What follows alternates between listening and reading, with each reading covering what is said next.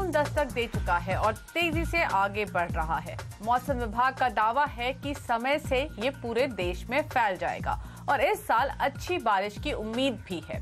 इसे देखकर सरकार ने अगले साल भी अनाज की रिकॉर्ड पैदावार का टारगेट रखा है।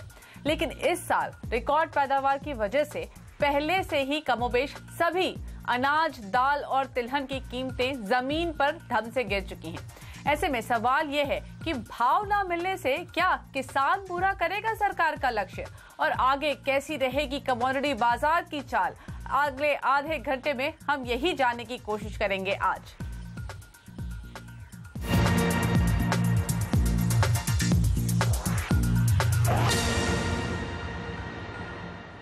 नमस्कार, मैं हूं मुग्धा मिश्रा और हमारे साथ जुड़ रहे हैं ग्रो वैल्यू कमोडिटीज के डायरेक्टर रुपेश दलाल, कमोडिटी गुरु जी चंद्रशेखर और कुंवर जी कमोडिटीज के रिसर्च हेड रवि देवरा।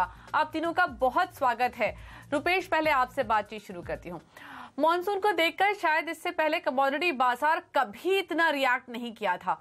पिछले 2 महीनों में जो हमने देखा वो शायद ही पहले कभी देखा गया है। कमोबेश सभी और गिरावट है।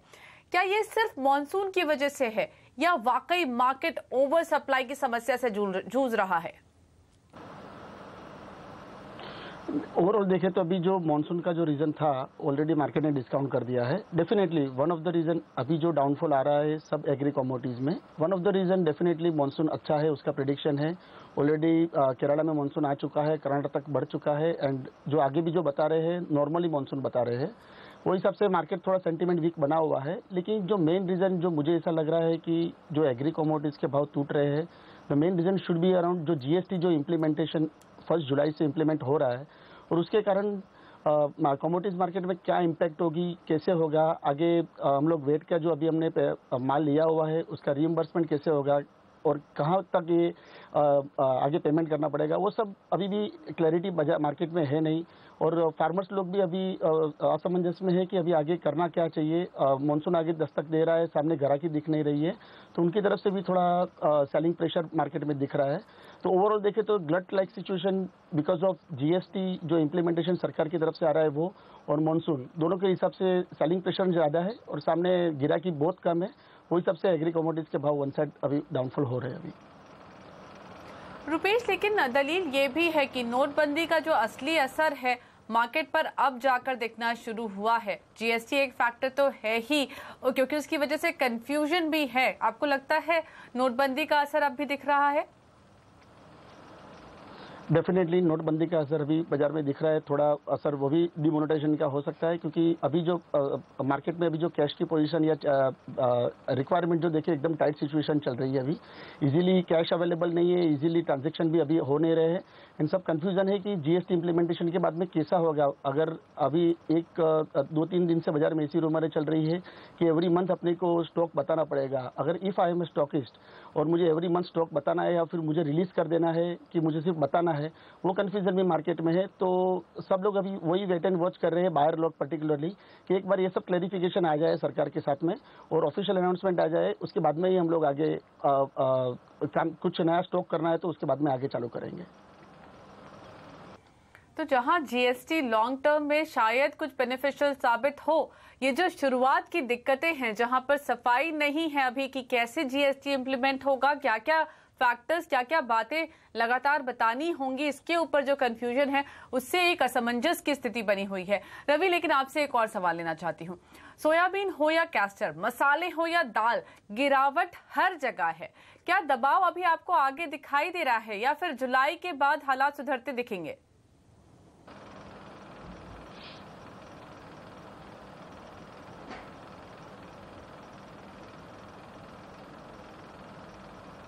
रवि, मैं आपसे सवाल पूछ रही थी, आपको लगता है जुलाई तक ही दिक्कत है या उसके आगे भी मुश्किलें जारी रहने वाली हैं?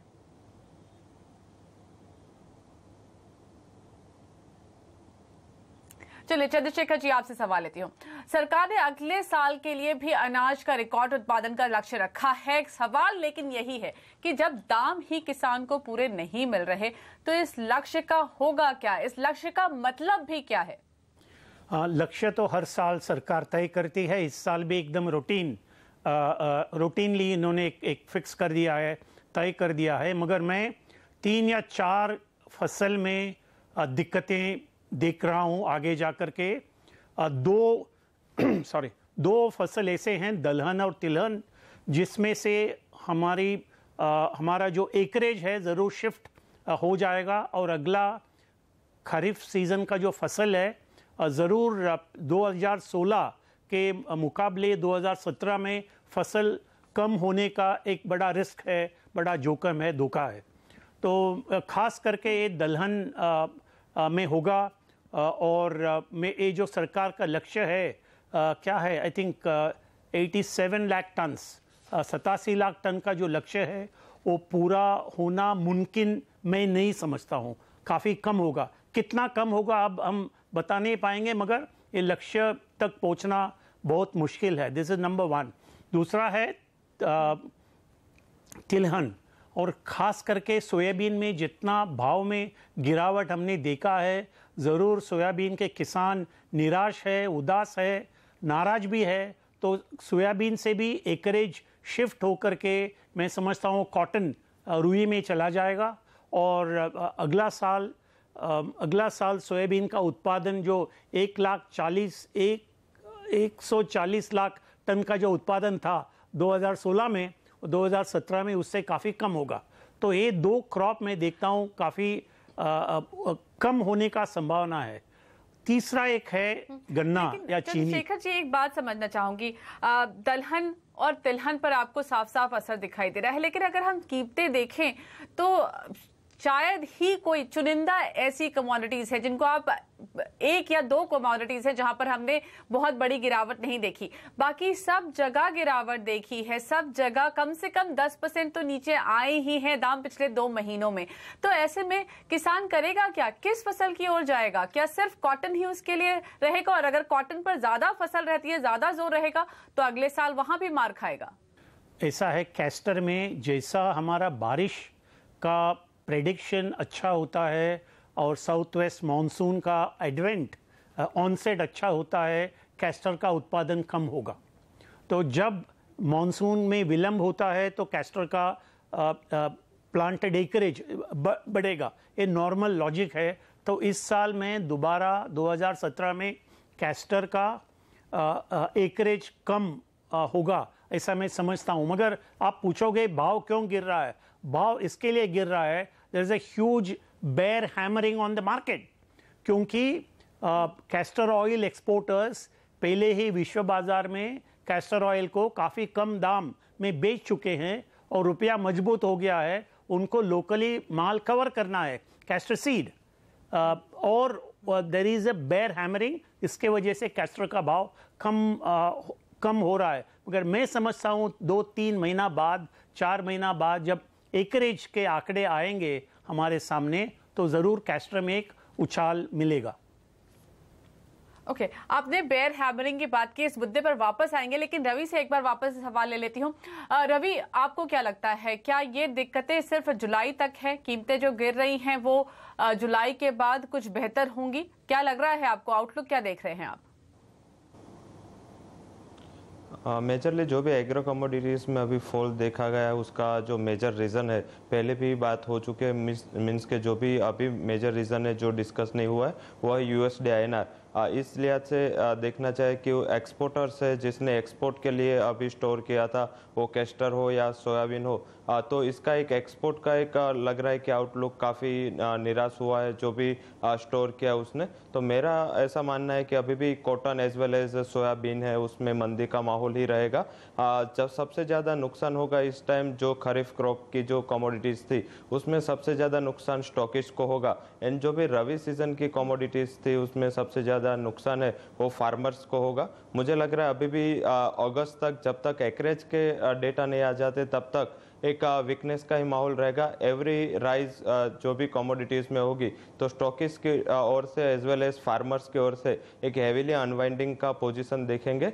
नोटबंदी के हिसाब से पूरी सीजन 2 महीना लेट हो चुकी है, अभी मानसून भी पहले आ गए, तो मुझे लग रहा है वहाँ से भी एक मार कमोडिटीज़ में रहेगा। तो मुझे नहीं लग रहा है कि अगले 1 महीने में कोई दिक्कतें सोल्व होगी। इसको at least 2 to 3 months it will take to resolve this issue. तो चारों तरफ से मार पड़ रही है एग्री कमोडिटीज को, एक नहीं कई फैक्टर्स जिसकी वजह से कीमतों पर दबाव। लेकिन हम यहां लेते हैं एक छोटा सा ब्रेक और ब्रेक के बाद जानेंगे कि अगर लक्ष्य हासिल होता है अगले साल तो कैसी रहेगी कमोडिटी मार्केट की चाल।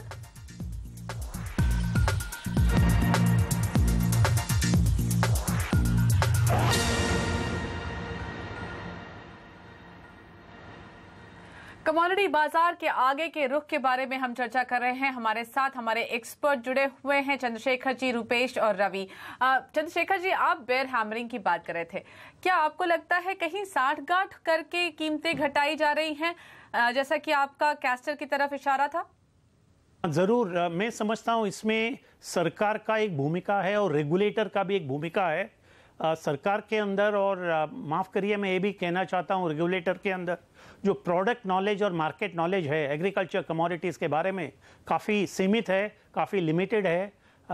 उनको they need lot more education and training in commercial intelligence commodity market के बारे में। This is number one. इसका सबूत ये है कि पिछले महीने कैस्टर के ऊपर एक मार्जिन लगाया गया था जो बिल्कुल जस्टिफाइड नहीं था। इसके बारे में मैंने लिखा भी था पेपर में, तो सिर्फ एक सबूत देना चाहता था मैं। तो सरकार अब देखिए दलहन में हमारा देश में रिकॉर्ड उत्पादन है और रिकॉर्ड इंपोर्ट भी है। तो क्या किया सरकार ने टू रेगुलेट इंपोर्ट्स? कुछ नहीं किया है।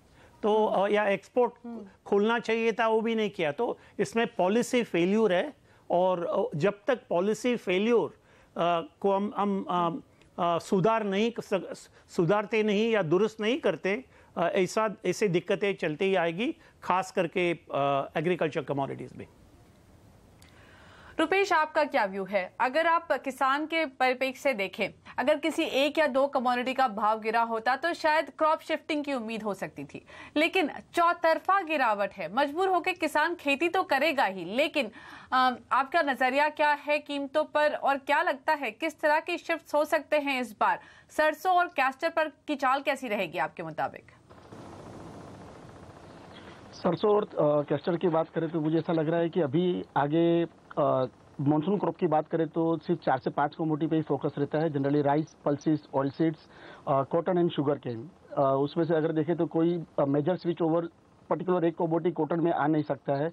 पल्सेस के लिए अगर मुझे देखें तो मेरा अंदाजा ऐसा है कि जो गवर्नमेंट ने, पर्टिकुलरली महाराष्ट्र गवर्नमेंट ने जो एमएसपी डिक्लेयर करके उसके ऊपर जो तूर और उड़द, जो 2 कमोडिटीज में जो बोनस भी डिक्लेयर किए, उसके कारण मुझे लग रहा है कि फार्मर्स के लिए थोड़ा ज़्यादा अच्छा खासा इंसेंटिव हो गया and they have encourage also. And अगर ऐसा ही जैसे 19 से 20 लाख टन के आसपास का प्रोक्यूरमेंट महाराष्ट्र गवर्नमेंट ने पर्टिकुलरली पल्सेस के सेगमेंट में किया हुआ है, विच इज़ क्वाइट अचीवेबल। और उसके कारण थोड़ा फर्स्ट टाइम ये प्रोक्यूरमेंट था पल्सेस में, वो हिसाब से फार्मर्स लोग का भी कॉन्फिडेंस अभी थोड़ा बढ़ा हुआ है। अगर यही पॉलिसी अगर गवर्नमेंट ने मेंटेन रखती है कि फार्मर्स के उससे दिमाग में रहेगा कि अगर भाव ज़्यादा क्रैश हो जाते हैं तो government is there to support us. तो अगर ये मेंटालिटी अगर फार्मर्स लेवल तक जाती है, जैसे व्हीट और राइस में है, फार्मर्स को फुल कंफर्ट लेवल है कि अगर भाव ज़्यादा टूट जाते तो गवर्नमेंट एफसीआई हमारे यहाँ पे भाव की खरीदी के लिए तैयार है। अगर ये कॉन्फिडेंस लेवल अगर ये साल में बराबर पूरा हो गया, अराउंड 28 से 30 लाख टन के आसपास के अगर प्रोडक्ट्स वो प्रोक्यूरमेंट गवर्नमेंट करता है तो एक अच्छा मूव रहेगा फार्मर्स को कॉन्फिडेंस लाने के लिए। अपार्ट फ्रॉम दैट, अगर व्हीट जैसी कमोडिटी है जिसमें गवर्नमेंट ने राइट टाइम पे नवंबर दिसंबर में 25% का इंपोर्ट ड्यूटी कम करके 10% कर दिया था, अभी ऐसा समय आ गया है कि भाव अभी ऑलरेडी एमएसपी लेवल से नीचे चले गए हैं। 1500-1525 के लेवल के भाव व्हीट के मंडियों में चल रहे हैं, जबकि एमएसपी लेवल चल रहा है अभी 1625 का। तो ये स्थिति में अगर वापिस ये 10% का इंपोर्ट ड्यूटी बढ़ा के 25 से 30% तक कर दे तो फार्मर्स को भी बैक ऑफ द माइंड रहेगा कि इंपोर्टेड व्हीट यहाँ पे मार्केट में आने की ज़्यादा उम्मीदें नहीं है, जो लास्ट टाइम जो ज़्यादा आ गए थे उसमें। रवि, आपको क्या लगता है कपास और चीनी? कपास जैसा कि कह रहे थे चंद्रशेखर जी, वहां पर शायद पैदावार बढ़ सकती है। चीनी पर भी उम्मीद ये है क्योंकि यूपी में देखिए कीमतें मिल रही हैं, वहां पर मिलों पर प्रेशर डाल के पेमेंट करवाई जा रही है। महाराष्ट्र के लिए भी ऐसी ही उम्मीद है। तो क्या ये दोनों की जो तेजी है वहां पर आपको लगता है कुछ ब्रेक लग जाएगा अब आगे?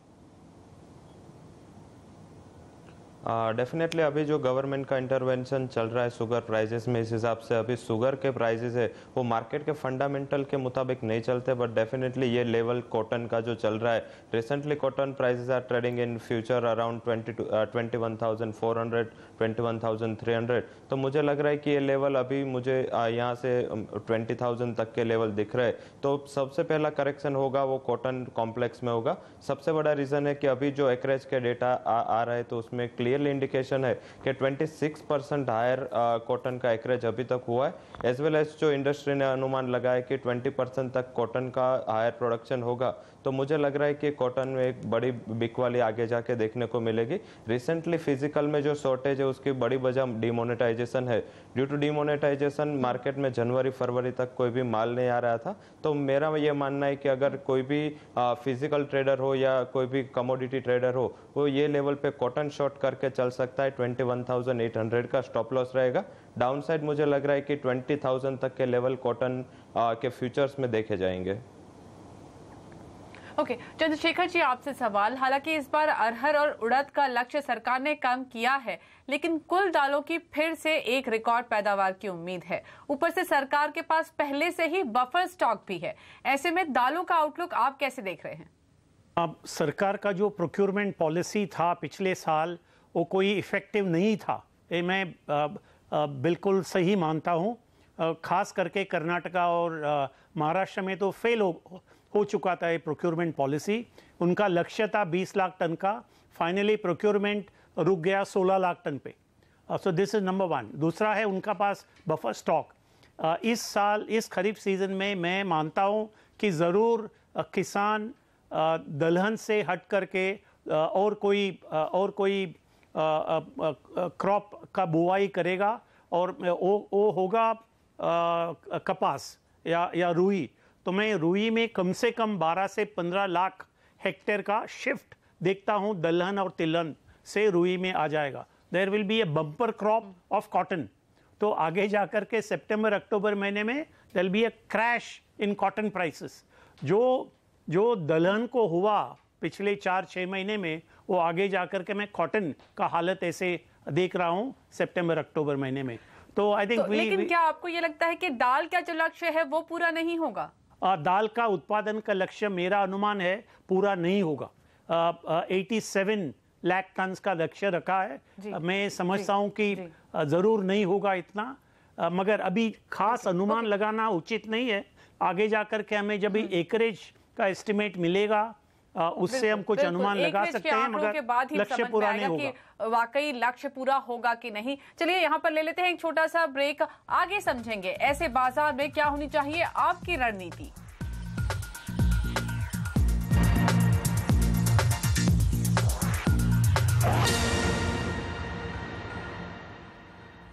रुपेश, पूरा बाजार काफी नीचे है। ऐसे में अगर किसी को थोड़ी मध्यम अवधि के लिए पैसा लगाना है तो वो कौन सी कमोडिटी होगी जहां पैसा बन सकता है? अगर नियर फ्यूचर में अगर लगाना है तो मुझे ऐसा लग रहा है कि सोयाबीन जो है अभी ऑलमोस्ट रॉक बॉटम क्राइसिस पे चल रहे हैं और मार्केट में ऐसी रूमर चल रही है कि नियर फ्यूचर गवर्नमेंट में इंक्रीज इंपोर्ट ड्यूटी भी बढ़ा सकता है।